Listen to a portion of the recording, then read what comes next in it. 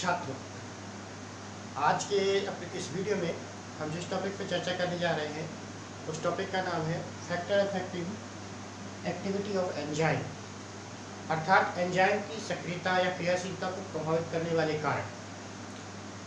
हम जानते हैं कि एंजाइम क्या करते हैं, जैव रासायनिक क्रियाओं को अध्ययन करते हैं और उन क्रियाओं में भाग लेते हैं और उत्पाद के निर्माण में सहायता करते हैं।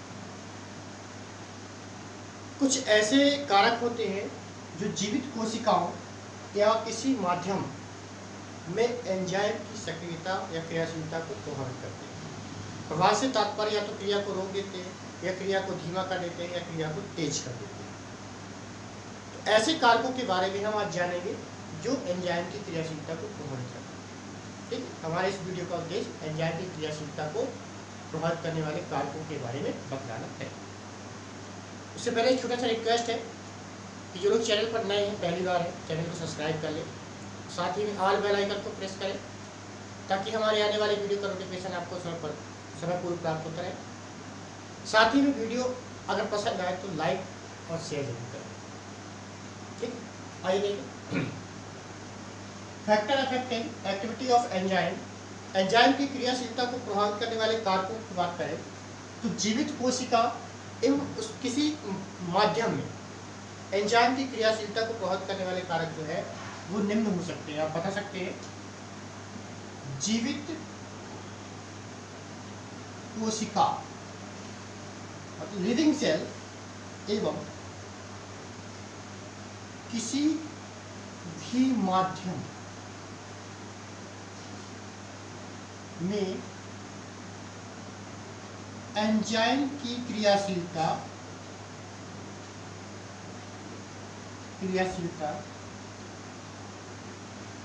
कई कारकों द्वारा प्रभावित होती है। ठीक है, कई कारकों द्वारा प्रभावित होती है जो निम्न है।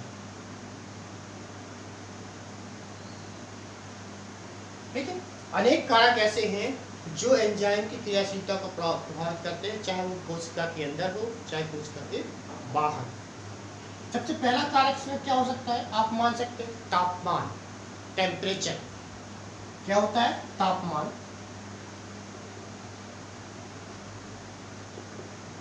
तापमान के बारे में कहा गया कि तापमान बढ़ाने पर, जब तापमान धीरे धीरे बढ़ाते हैं, मान लीजिए तापमान इतना है, धीरे धीरे बढ़ाते हैं, तो तापमान बढ़ाने पर जो अभिक्रिया की दर होती है, प्रतिक्रिया की दर बढ़ती है। धीरे धीरे बढ़ा है तो बढ़ती जा रही है। ठीक, बढ़ती जाएगी। ठीक, तो आप बता सकते हैं तापमान या ताप बढ़ाने पर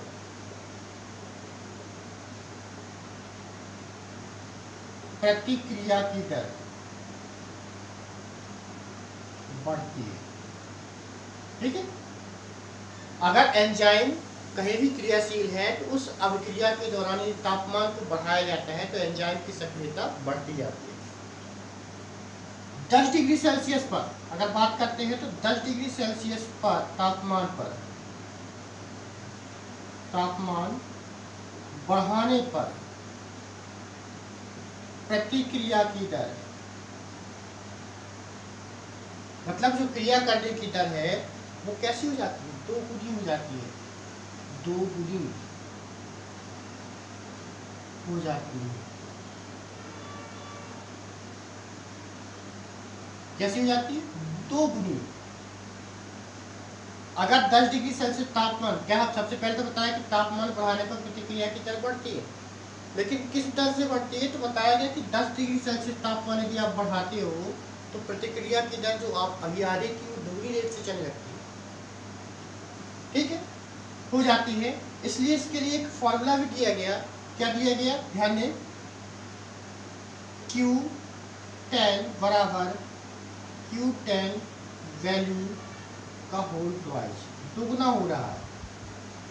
ठीक है, तो ये इस प्रकार कह सकते हैं। यहाँ पे क्या होता है कि तापमान बढ़ाने से अभिक्रिया की दर या प्रतिक्रिया की दर बढ़ती है।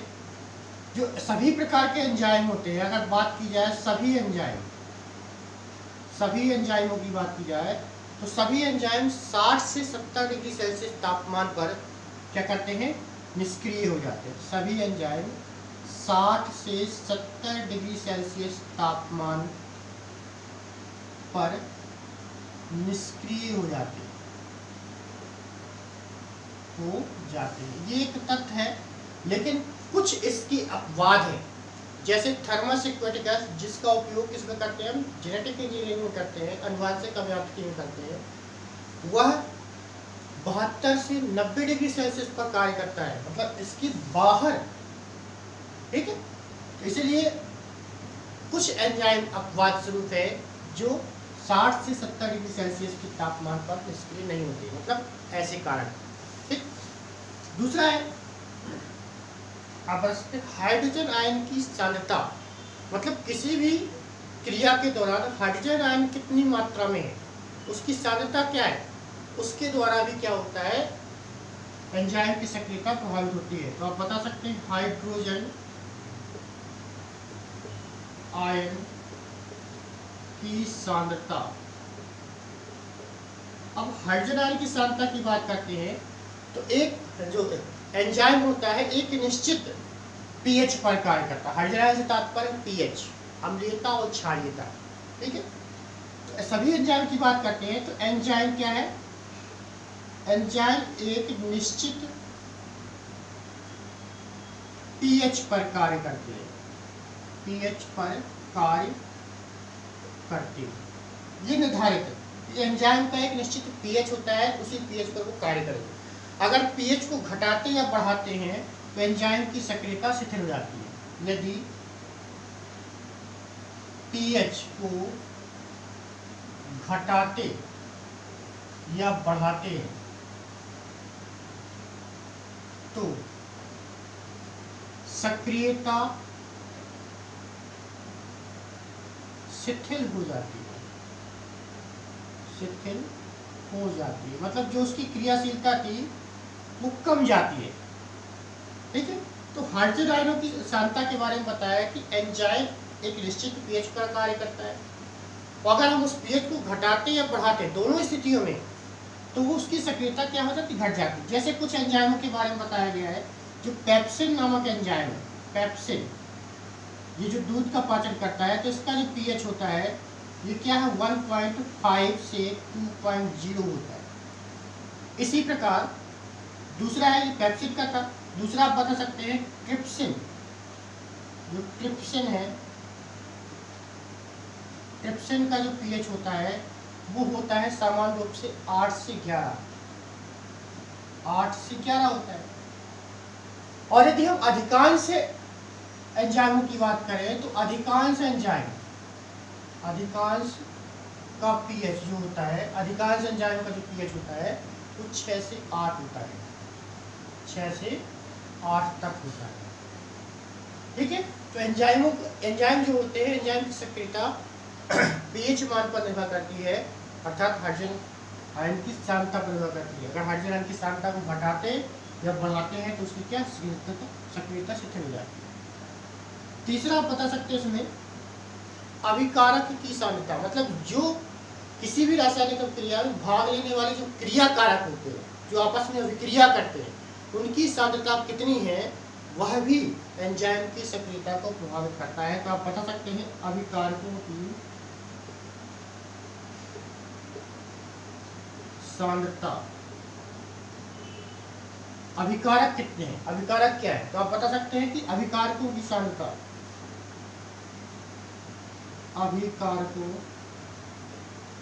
की सांद्रता बढ़ाने पर, अगर अभिकारकों की सांद्रता बढ़ाते हैं तो क्या हो जाती, क्रियाशीलता एक निश्चित सीमा तक बढ़ती है। अभिकारकों की सांद्रता बढ़ाने पर क्रियाशीलता एक सीमा तक बढ़ती है। ठीक है, एक सीमा तक क्या है, बढ़ती है, तथा बाद में घटने लगती है, तथा बाद में घटने लगती है। ठीक है, अगर अभिकारक मतलब जो किसी भी रासायनिक अभिक्रिया में भाग लेने वाली जो क्रिया कारक होते हैं उन्हें क्या कहते हैं, अभिकारक है। अगर वो उनकी सांद्रता को क्या करते हैं, हम बढ़ाते हैं तो क्रियाशीलता एक निश्चित सीमा तक बढ़ती है और फिर बाद में घटने लगती है। जैसे कहने का तात्पर्य यहाँ से चले हम तो इतना बढ़ाया बढ़ाया बढ़ाया, यहाँ पहुँचा तो यहाँ के बाद धीरे धीरे घटने लगा। इस प्रकार का ग्राफ प्राप्त। ठीक है, आगे देखिए अगला है इसमें एंजाइम की सांद्रता। एंजाइम कितनी मात्रा में उपयोग किया जा रहा है, एंजाइम का मात्रा कितनी है, उसकी सांद्रता कितनी है किसी भी रासायनिक अभिक्रिया में, तो वह भी प्रभावित करेगा। तो हम बता सकते हैं यहाँ पे एंजाइम की सांद्रता। एंजाइम की सांद्रता क्या होता है कि एंजाइम की सांद्रता बढ़ाने पर क्रियाशीलता एक निश्चित सीमा तक बढ़ती है, मतलब सेम यही है। इसमें क्या है, एंजाइम की सांद्रता बढ़ाने पर क्रियाशीलता एक सीमा तक बढ़ती है। सेम वही, दोनों भी वही आ रहा है, एक सीमा तक बढ़ती है। और एंजाइम की सांद्रता बढ़ाने और एंजाइम की सांद्रता यदि बढ़ाते हैं तो क्या है, परिस्थितियों में या क्रिया की दर रुक जाती है, और ज्यादा बढ़ाते हैं यहाँ पे क्या था, बाद में घटने लगती है, इसमें क्या हो जाती है, रुक जाती है, एक सीमा तक बढ़ती है और बाद में और बढ़ाने पर अभिक्रिया रुक जाती है।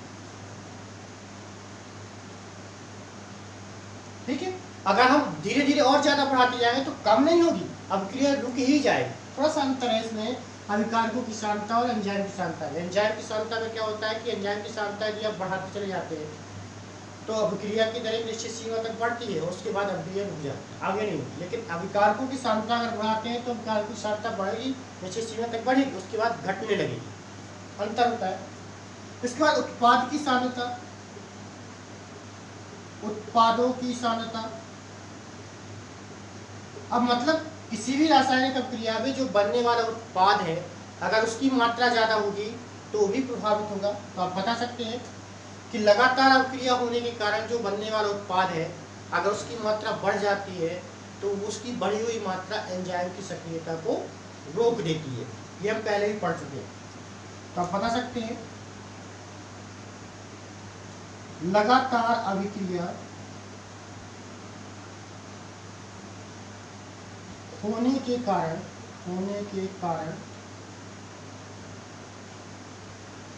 माध्यम में उत्पाद की मात्रा बढ़ती जाती है यदि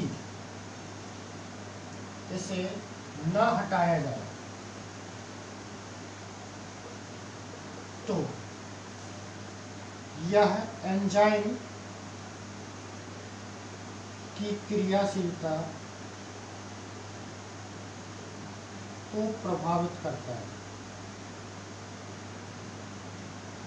ठीक है, अगर लगातार पदार्थ की मात्रा बनती जा रही है, इधर से उधर बनता जा रहा है, उधर ढेर लगता जा रहा है, अगर आप उसको हटा नहीं रहे तो ज्यादा ढेर हो जाएगा तो क्रिया क्या है, रुक जाएगी। ठीक, वही चीज बताई गई। इसके बाद निरोधक संदमन की बात करते हैं। तो निरोधक की उपस्थिति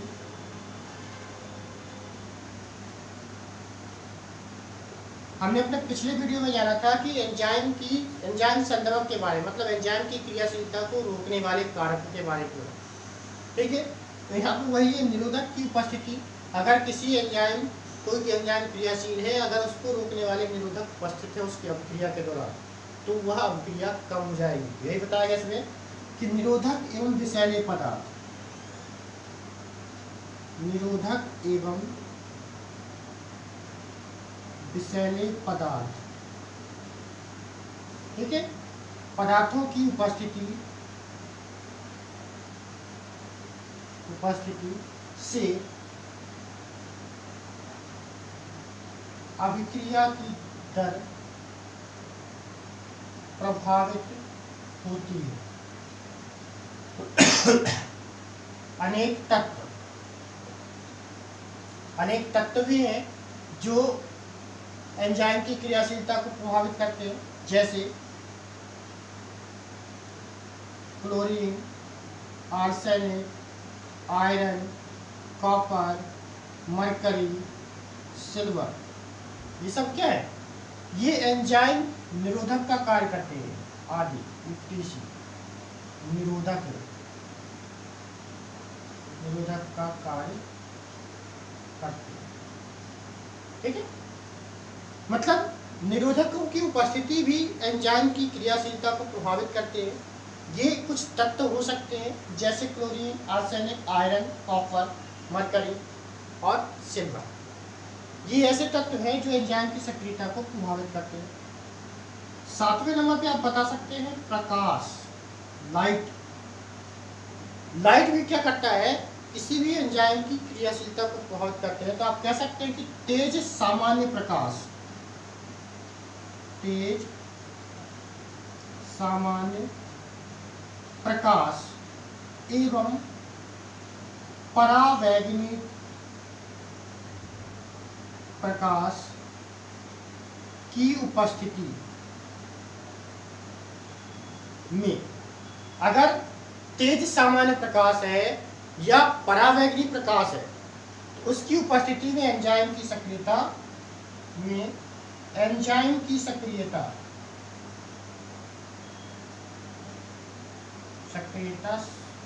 कम हो जाती है,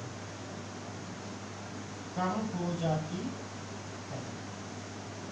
ध्यान देंगे, प्रकाश भी एंजाइम की सक्रियता को प्रभावित करता है। देखिए फिर से, जीवित कोशिका एवं किसी भी माध्यम में एंजाइम की सक्रियता कई कारकों द्वारा प्रभावित होती है जो निम्न बताए गए हैं। जैसे तापमान है, तापमान बढ़ाने पर किसी भी रासायनिक अभिक्रिया जहाँ पे एंजाइम क्रियाशील है तो उसकी क्रियाशीलता बढ़ती है। और किस प्रकार बढ़ती है कि 10 डिग्री सेल्सियस तापमान बढ़ाते हैं तो प्रतिक्रिया की दर कितनी दोगुनी हो जाती है, अर्थात Q10 बराबर Q10 वैल्यू का होल स्क्वायर क्यू, मतलब दोगुना हो रहा है। सभी एंजाइम एक निश्चित ताप अर्थात 60 से 70 डिग्री सेल्सियस ताप पर निष्क्रिय हो जाते हैं, परंतु कुछ एंजाइम जो अपवाद होते हैं वो निष्क्रिय नहीं होते हैं। इसके बाद हाइड्रोजन आयन की सांद्रता की बात करें तो आपने बताया कि प्रत्येक एंजाइम एक निश्चित पीएच पर कार्य करता है और उससे अधिक करने पर या कम करने पर उसकी सक्रियता शिथिल हो जाती है। जैसे पेप्सिन जो है 1.5 से 2.0 पीएच पर क्रियाशील होता है। उसी प्रकार ट्रिप्सिन 8 से 11 और अधिकांश जो एंजाइम होते हैं वो 6 से 8 के बीच क्रियाशील होते हैं। इसके बाद अभिकारकों की सांद्रता, मतलब किसी भी क्रिया में भाग लेने वाले जो क्रिया कारक होते हैं उनकी सांद्रता क्या बढ़ाने पर क्रियाशीलता एक निश्चित सीमा तक बढ़ती है और फिर घटने लगती है। उसके बाद एंजाइमों की सांद्रता की बात करें तो एंजाइमों की सांद्रता भी बढ़ाने पर क्रिया की दर एक निश्चित सीमा तक बढ़ती है, परंतु उसके बाद अधिकतम होने के बाद वह क्रिया रुक जाती है। इसके बाद उत्पादों की सांद्रता की बात करें तो लगातार अभिक्रिया होने के कारण यदि उत्पाद की मात्रा लगातार बढ़ती जा रही है और एक जगह एकत्र हो रहा है, अगर हम उसको हटाते नहीं हैं तो भी क्रियाशीलता प्रभावित होती है। इसके बाद निरोधक की उपस्थिति, यदि किसी भी अभिक्रिया के दौरान एंजाइम जब अभिक्रिया कर रहा होता है तो उसमें एंजाइम को रोकने वाले कारक, एंजाइम की क्रियाशीलता को कम करने वाले कारक यदि उपस्थित है जिसे एंजाइम निरोधक कहते हैं, तो उसके कारण भी क्रियाशीलता प्रभावित होती है। अनेक तत्व जैसे chlorine, arsenic, iron, copper, mercury और सिल्वर, ये ऐसे तत्व हैं जो एंजाइम की क्रियाशीलता को रोकते हैं। इसी प्रकार प्रकाश की बात करते हैं तो प्रकाश, तेज सामान्य प्रकाश और परावैगनी प्रकाश की उपस्थिति में एंजाइम की क्रियाशीलता कम हो जाती है। तो ये था एंजाइम की क्रियाशीलता को प्रभावित करने वाले कारक। धन्यवाद।